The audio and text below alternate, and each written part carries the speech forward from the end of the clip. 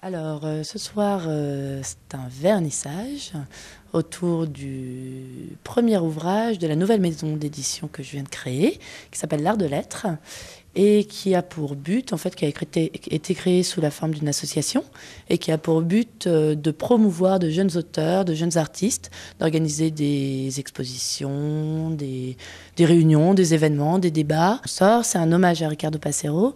Ricardo Passero qui était mon grand-père, qui est mort le 5 février 2009, donc il y a un an, et qui était ambassadeur, critique littéraire, journaliste, écrivain, poète surtout, et qui comptait beaucoup pour moi. Tout est parti d'abord du livre, c'est-à-dire qu'avec Andrea, on s'est rencontrés tout à fait par hasard. On travaillait dans une boutique le week-end, enfin voilà.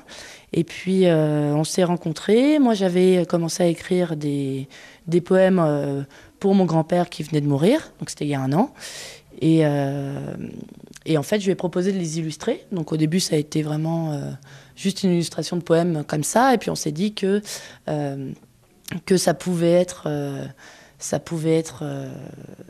un véritable hommage de le faire publier, de le faire éditer, de faire un vrai livre. Et comme moi, je travaille dans une maison d'édition à côté, les éditions Urflux, je sais comment on fait. Donc, du coup, on a fait le premier ouvrage. Et de là, en fait, m'est venue l'idée de faire vraiment, de créer une association vraiment d'art et de littérature pour mélanger les deux genres et faire quelque chose de plus général.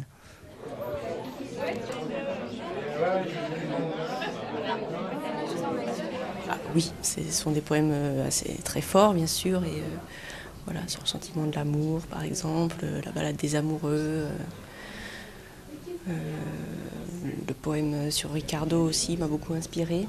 C'est un travail vraiment en binôme, donc, ça c'est une aventure extraordinaire.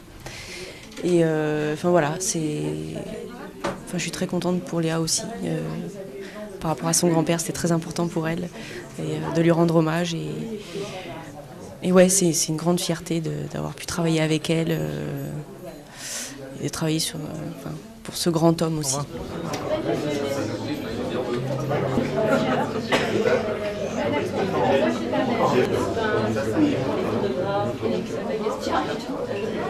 On est là parce que, déjà nous sommes des confrères.